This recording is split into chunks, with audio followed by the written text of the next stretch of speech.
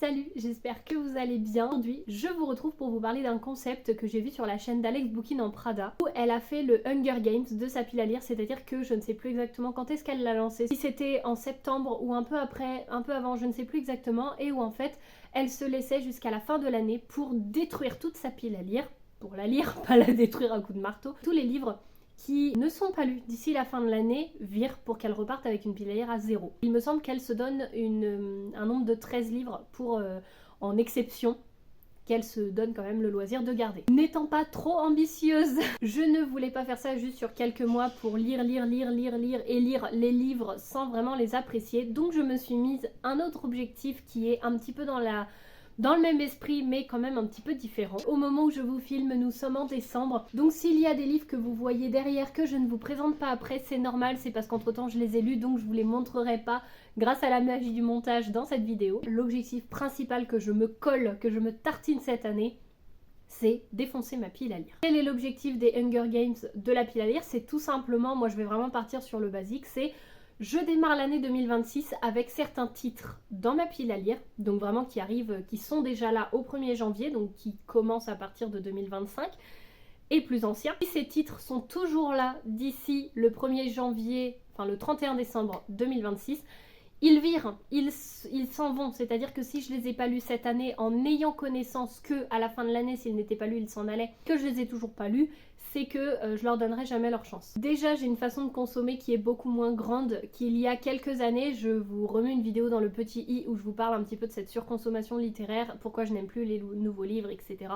Si jamais vous l'avez loupé, n'hésitez pas à aller la voir. Et pourquoi est-ce que je veux faire ce challenge? Tout simplement parce qu'il y a des livres qui sont là depuis très longtemps, que je vois des nouveautés, que je vois pas mal à chaque fois de livres et que j'ai l'impression de tout le temps me restreindre en disant oui mais tu as une pile à lire chez toi déjà. C'est ça qui me bloque, c'est de plus pouvoir me dire j'ai envie d'acheter un livre, j'ai envie de le lire, alors que je peux le faire, personne ne m'en empêche, mais c'est vraiment ce truc qu'à chaque fois que j'achète un livre ou deux livres, je me sens dans l'obligation de me justifier en disant oui mais celui-ci c'est parce que j'ai une pile à lire derrière moi et que du coup je me sens un peu coupable d'en racheter d'autres. Je sais qu'Evali veut également faire ce challenge, est-ce qu'elle vous en fera une vidéo ou pas, je ne sais pas, mais en tout cas si jamais j'ai quelque chose, je vous le mettrai dans la description où je vous le partagerai. Et nous allons tout d'abord commencer avec ma pile à lire actuelle d'hiver, ce qu'il me reste encore à lire parce qu'il y en a quelques-uns que j'ai déjà lus, mais du coup je vais vous montrer ce qu'il me reste encore. La seule et l'unique BD que j'ai, c'est Edelweiss, donc de Mayenne Mazel aux éditions Vent d'Ouest. C'est en été 1947 où deux personnages se rencontrent lors d'un bal à l'après-guerre. Je n'en sais pas beaucoup plus, je ne veux pas en savoir plus, mais on y aborde le handicap, comme on peut le voir ici, et donc je pense que ça peut être une histoire très forte en émotion. Thriller à retardement de Franck Tillier aux éditions Fleuve Noir, je n'en sais pas plus. Dans La vie des pantins de TJ Klune aux éditions de Saxus, que j'ai très envie de lire. Je le repousse à chaque fois parce que j'ai vraiment envie d'avoir le moment parfait pour le lire, mais à un moment il va falloir que je me décide parce que celui-ci, c'est hors de question que je le vire sans l'avoir lu. Il faut que je le lise. J'ai eu un énorme coup de cœur pour Sous la porte qui chuchote, qui fait partie de mes meilleures lectures de tout ce que j'ai pu lire. Alors, je peux pas passer à côté de celui-ci. J'ai un peu honte parce que ça fait plus d'1 an que je l'ai. Filtre et relique de Adrien Coucou, c'est un recueil de poèmes que l'auteur m'avait envoyé. Et en fait, je l'avais commencé dans une salle d'attente de médecin, j'étais pas du tout concentrée dedans et du coup je l'ai jamais rouvert. J'ai honte parce que ça fait plus d'1 an que l'auteur me l'a envoyé et je ne l'ai toujours pas lu. Mais vu que c'est des poèmes, à chaque fois je me dis je vais en picorer un de temps en temps entre chaque roman. Est-ce que je pense à le faire? Absolument pas. Donc là c'est vraiment le moment de le sortir. Un petit Mélissa d'Acosta, La faiseuse d'étoiles, je ne sais pas de quoi ça parle, mais c'est du Mélissa d'Acosta, donc j'ai quand même envie de le lire. Le parfum de Patrick Süskind qui m'a été fortement recommandé et conseillé par Vivi. Elle a adoré ce classique et je me dis qu'il faut quand même que j'en découvre quelques-uns et celui-ci en fait partie de cette sélection que j'aimerais découvrir. Et cette édition, enfin ce roman, c'était un roman qui m'a été prêté par un collègue, donc j'aimerais ne pas le garder trop longtemps dans cette pile à lire aussi. Voilà pour ce qui est de ma pile à lire d'hiver, maintenant on va passer au restant de ma pile à lire. Vous voyez la pile là, c'est que je les sors au fur et à mesure, pile par pile, et comme ça je vais les re-ranger parce que ça m'évitera quand même de tout sortir, de tout mélanger, sachant qu'ils étaient déjà à peu près triés, ça m'embêterait d'avoir à refaire un gros rangement juste après. Petite info supplémentaire, pour ceux qui ne sont pas du tout dans cette optique de pile à lire, qui achètent, qui lisent, qui ne comprennent pas l'optique de la pile à lire, je comprends le point de vue. Après je veux pas me relancer dans un débat, j'en ai déjà pas mal parlé dans ma vidéo Je n'aime plus les nouveaux livres, mais j'aimerais pourquoi pas faire une vidéo spéciale pile à lire, consommation, etc. Sur ce, on repasse sur le reste de ma pile à lire. Un livre qui est toujours en cours puisque je l'ai commencé, j'ai jamais remis le nez dedans. Peut-être au moment où vous verrez cette vidéo, j'aurai avancé. Je vous mettrai un petit écrit pour savoir si j'ai avancé ou pas depuis. Mais c'est celui-ci, en fait, Krasnaya, qui me fait penser un petit peu à La ferme des animaux de George Orwell. Donc il faut être dans une certaine dynamique de lecture. Et en fait, j'avais commencé, j'étais dans cette dynamique, je l'ai posé, et le lendemain, j'ai commencé un autre livre.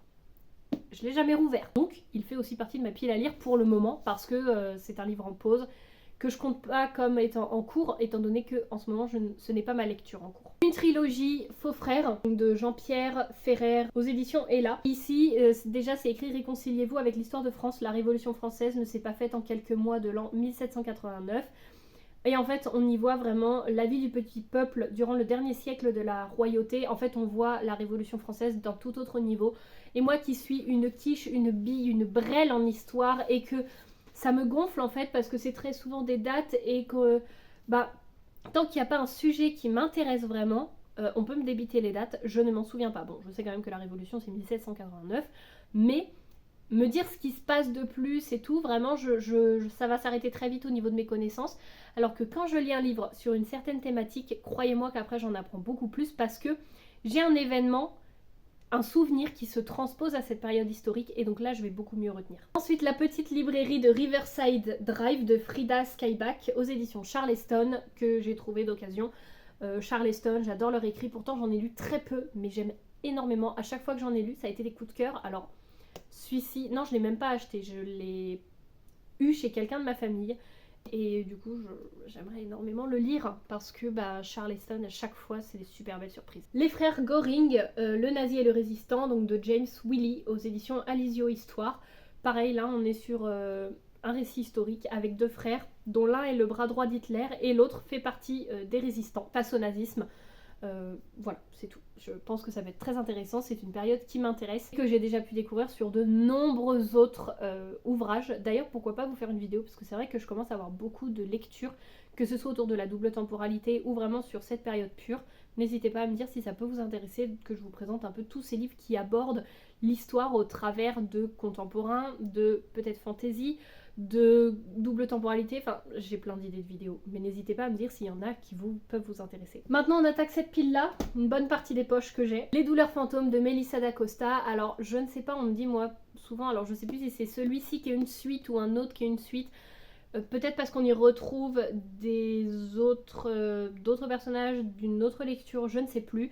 C'est du Melissa d'Acosta, j'ai envie de le lire, il est dans ma pile à lire, on me l'a donné, il m'en faut pas plus, c'est du Melissa d'Acosta, je veux le lire. Le secret de Jaipur de Alka Joshi aux éditions Hauteville. J'ai appris en demandant à Evali de me le trouver sur ma liseuse qu'en fait c'était un tome 3, donc elle m'a mis toute la saga sur ma liseuse. Mais en fait je crois, est-ce que je peux le lire indépendamment des autres? Si vous avez l'info, n'hésitez pas à me la donner. Sinon honnêtement je ne sais pas si je lirai toute la trilogie. Je me renseignerai, pour le moment je le garde, mais voilà, quand j'ai appris que c'était une trilogie, je me dis, est-ce que je vais le lire? Je ne sais pas. Après j'ai pas beaucoup de sagas en cours, donc pourquoi pas. Les naufragés de l'île Tromelin de Irène Fresne aux éditions J'ai lu, 1761, navire français transportant une cargaison clandestine d'esclaves. Et après, c'est sur l'abolition de l'esclavage. Que s'est-il passé sur l'île? Parce qu'en fait, on retrouve blanc et noir devront cohabiter pour survivre jusqu'au départ sur un bateau de fortune de l'équipage blanc, jurant de revenir. 15 ans plus tard, il ne reste que 8 survivants. Que s'est-il passé? Ça me fait vraiment penser à l'histoire, le sauvage blanc, qu'est-il advenu du sauvage blanc, quelque chose comme ça. Je vous mettrai la couverture, un roman que j'avais adoré. Celui-ci m'y fait un peu penser, j'aimerais vraiment le découvrir. Le cercle des derniers libraires de Sylvie Baron aux éditions J'ai lu. Je crois qu'on est sur quelque chose un peu contemporain, thriller, enquête. Je ne sais plus, mais c'est une déclaration d'amour aux livres et à ceux qui les font vivre, donc les libraires. Un classique qu'on m'a donné, enfin un classique.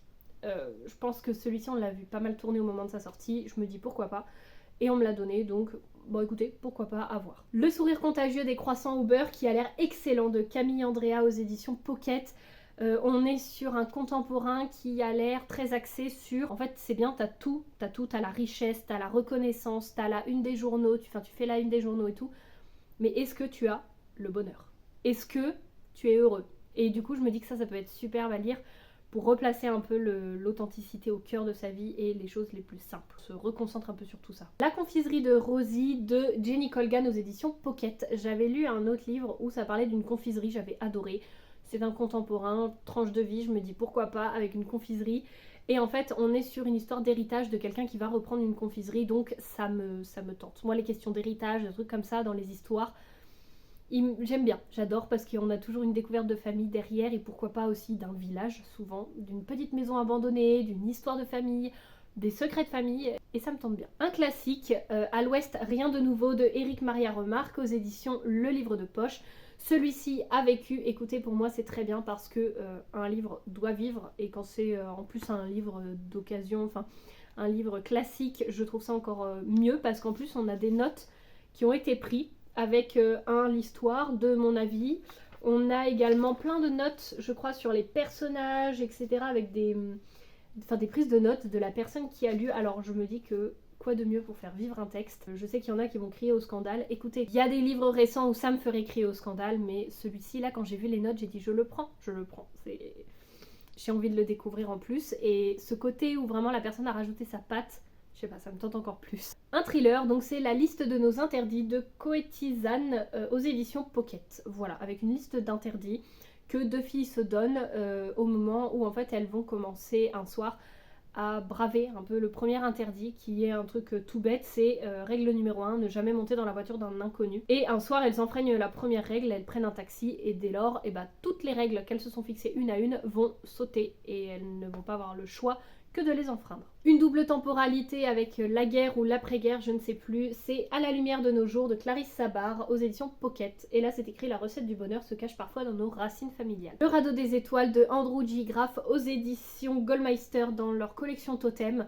J'adore leur couverture, vraiment, je sais pas, il y a une patte graphique qui me plaît dans cette collection là. Bien évidemment que le résumé me tente aussi, mais je trouve que leur couverture elle a quelque chose de simple mais en même temps de parlante. Il nous restera ça de Virginie Grimaldi aux éditions Le Livre de Poche. C'est un Virginie Grimaldi que je n'ai pas encore lu, voilà, et qu'on m'a donné. Voilà pourquoi il est dans ma pile à lire, ni plus ni moins. Tu comprendras quand tu seras plus grande de Virginie Grimaldi aux éditions Le Livre de Poche, un livre que j'avais trouvé en brocante et encore une fois c'est parce que l'auteur Virginie Grimaldi, j'ai envie de la découvrir, c'est un livre que j'ai pas encore lu. Les oubliés du dimanche de Valérie Perrin aux éditions Le Livre de Poche. Ici on est pareil sur une histoire de double temporalité où une personne est aide-soignante dans une maison de retraite et en fait c'est écrit Sa vie est un roman par rapport à une dame qu'elle accompagne, où elle nous parle de Lucien en 1933, leur amour, la guerre, le juif Simon planqué dans la cave, la trahison, la déportation, etc. etc.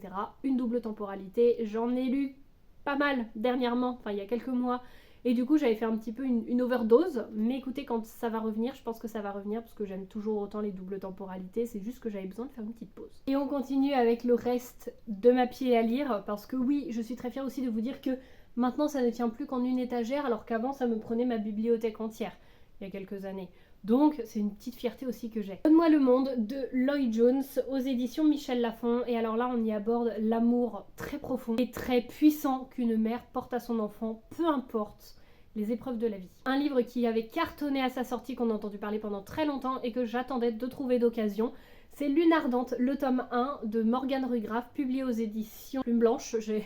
J'allais dire de Saxus, non là c'est Plume Blanche. C'est une maison d'édition qui fait toujours des ouvrages magnifiques. On est sur une duologie et donc là c'est le tome 1. Un livre qui se prête plus à la saison automnale, je vous l'avoue, c'est The Corpse Queen de Heather M. Herman aux éditions Phipps. Et c'est écrit derrière, si la fille de Poe avait écrit une histoire, ce serait celle-ci. Il m'en a pas fallu plus. Et on nous promet que c'est à la hauteur d'Edgar Allan Poe, moi je veux le découvrir. Une cosmologie de monstres de Shawn Hamill aux éditions Le Livre de Poche, ça commence à faire un petit moment aussi que je l'ai celui-ci, où en fait nous avons Stephen King qui a écrit comme quoi l'auteur alliait brillamment les univers angoissants de H.P. Lovecraft avec l'histoire contemporaine d'une famille menacée de destruction par les forces surnaturelles. Comme quoi il a adoré ce livre et je pense qu'il vous plaira aussi. Donc c'est Stephen King qui a dit ça. Donc écoutez, j'en avais entendu parler aussi sur plusieurs chaînes.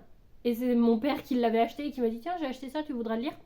Bah ouais. Un autre classique, Au revoir là-haut de Pierre Lemaître, aux éditions Le Livre de Poche, et où là on est aussi sur une histoire de guerre. Et suite au premier conflit mondial, où on y suit justement deux personnages qui se rendent bien compte qu'en fait la France glorifie les morts, mais pas les vivants. Enfin du moins qu'elle ne les glorifiait pas, mais qu'elle était complètement impuissante à les aider. Ici j'ai le tome 1 et le tome 2 d'un thriller. Alors je crois que le tome 1 c'est celui-ci, c'est Strange Picture de Uketsu. Et le 2 c'est Strange House, qui va allier tout simplement texte mais également des plans, etc. Mon père les a lus, ce sont les livres de mon père d'ailleurs, encore une fois. Enfin vraiment voilà, il y a des plans. Ça fait un peu penser au Cluedo, je pense qu'on n'est pas du tout dans cette veine là, mais bon, à voir. Et donc c'est un thriller. Et pour tout résumer, c'est écrit plus on regarde, plus ça devient étrange pour celui-ci. Et saurez-vous décrypter les plans pour résoudre l'énigme. Un livre que je pense placer dans ma pile à lire printanière, c'est Elle m'a fait rire de Alex Boca, qui est publié ici aux éditions Maya. On est sur une romance, mais j'ai très envie de la lire parce que je pense qu'on est beaucoup plus que sur une simple romance. Et Alex, je connais sa plume et je l'adore. Donc j'adore ce qu'elle écrit, elle a une poésie dans sa façon d'être et dans sa façon d'écrire qui ne me laissera sûrement pas indifférente au moment de la lecture. Et forcément, quand on regarde la couverture et qu'on la connaît un petit peu, on comprend aussi de quoi ça s'inspire et je trouve que c'est vraiment très joli. Donc j'ai vraiment envie de la découvrir. La suite de la saga de Federico Saggio, donc là nous avons les 3 derniers tomes. Alors il y a Le Royaume des Brumes, il y a Skald et il y a Aslog. Je crois que Aslog est le dernier. Ça j'aimerais les lire, au moins un par pile à lire. Ça ferait printemps, été, automne, pourquoi pas, ou un peu plus, mais il faut que je les termine avant la fin de l'année. Si je les termine pas avant la fin de l'année, je vais me faire frapper par Vivi, parce que là, c'est sa saga fétiche qu'elle m'a prêtée. Alors déjà il faut absolument que je les lise, mais alors si en plus je lui dis, tiens je te les redonne, je ne les ai pas lus, quel sacrilège. Nos âmes oubliées de Grégory Panaccione, d'après le livre de Stéphane Alix aux éditions Le Lombard, et là on est clairement sur un roman graphique qui a l'air très puissant, qui aborde, alors je ne sais plus exactement quelle thématique, mais je n'ai plus envie de relire le résumé, mais je sais qu'au moment où je l'avais acheté, il m'intéressait énormément. Ma mère l'a lu, elle l'a trouvé très intéressant, et enfin c'est un roman graphique qui m'intéresse vraiment. Nous ne sommes ni le même jour, ni le même moment, ni le même téléphone pour filmer, vraiment je vous retrouve après. Je vais vous présenter 3 livres en plus qui rentrent dans ma pile à lire. Bien entendu, vous aurez le compte final de tout ce que j'ai dans ma pile à lire, ne vous inquiétez pas. J'ai donc dans ma pile à lire qui s'est rajouté La Tour des Dieux, donc c'est un tome 1 d'une quadrilogie donc, qui se nomme le tome 1 Les Bracelets. C'est écrit par Aloraya et c'est publié en auto-édition. Là, on est sur quelque chose de fantastique, il me semble, de mémoire. Et les 2 livres que j'ai pu avoir à Noël, il y a tout d'abord le témoignage La vie en turquoise de Élise Giraudot, publié aux éditions Soleil Poche. Je ne sais pas comment est-ce qu'on prononce Soleil, je ne sais pas, je pense que c'est Solaire Poche. Voilà, donc un témoignage sur 2 sœurs très fusionnelles jusqu'au jour où tout bascule quand une des 2 apprend qu'elle a un cancer très rare des ovaires. On en a beaucoup entendu parler et franchement il me fait très envie. Et le dernier livre que je rajoute, c'est The Games Got Played de Abigail Owen aux éditions Hugo Roman Romantessi. Oui, j'ai demandé un roman de Romantessi à Noël. Mais comme je vous dis dans le book haul, j'ai décidé de faire confiance à Alex Bookin en Prada qui en a parlé merveilleusement bien et qui m'a donné envie. Et alors j'ai même pas entendu l'info comme quoi c'était de la Romantessi. Donc j'espère passer outre parce que c'est vraiment en le voyant sur le là et en lisant derrière Le Dieu de la mort embrasse comme un démon où je me suis dit bah c'est vrai que je l'ai pas vu en librairie parce que je l'aurais clairement pas acheté. Mais là, elle en a tellement bien parlé que j'ai envie de lui laisser sa chance. Voilà pour ce qui est de ma pile à lire en ce début d'année. Donc parmi tous ces livres, je vous mets juste ici combien il y en a en tout. Normalement, je devrais avoir le temps de les lire. Après, encore une fois, c'est un challenge que je me donne. Car début d'année, un petit bébé va nous rejoindre. Je ne sais pas quand exactement parce qu'encore une fois, on ne sait jamais quand un bébé arrive s'il aura un peu de retard, un peu d'avance, beaucoup d'avance, pile au moment. Donc en tout cas, en ce début d'année, on va parler de manière globale, un petit bébé va arriver. Je ne sais pas quel rythme je vais pouvoir tenir au niveau de mes lectures, mais j'ai fait en sorte de me débrouiller pour que d'ici la fin de l'année, de l'année qui vient de se terminer, je démarre l'année avec moins de livres dans ma pile à lire que ce que je suis en capacité de lire en un an. Je ne sais pas si c'est très clair. Par exemple, on va dire que j'ai lu 50 livres en 2025. C'est un chiffre au hasard. J'ai pas lu exactement 50 livres. Admettons que je lise 50 livres en 2025, enfin que j'ai pu lire 50 livres en 2025. Je veux démarrer ma pile à lire avec moins de 50 livres dans ma pile à lire, en me disant, l'année dernière, tu as pu lire un peu plus de livres que tout ce que tu as derrière toi. Donc là, normalement, tu es en capacité de tous les lire si tu le veux. Ne vous inquiétez pas, je vous remontrerai un peu tout ça dans mon carnet de lecture, parce que bien sûr que je vais faire un carnet de lecture, un carnet de suivi, comme chaque année. N'hésitez vraiment pas à me faire un retour, que ce soit sur votre pile à lire, sur les livres qui vous tentent le plus en ce début d'année, sur ce que vous avez eu à Noël, sur vous, votre avis sur la pile à lire. Est-ce que vous êtes plus team grande pile à lire, team j'essaye de la vider et je fais vraiment tout ce que je peux, ou team je n'ai pas de pile à lire et ça me convient très bien. En tout cas et sur ce, moi je vous dis à la semaine prochaine pour la nouvelle vidéo et d'ici là je vous souhaite de faire de très belles lectures et de passer un très bon mois de janvier. Salut!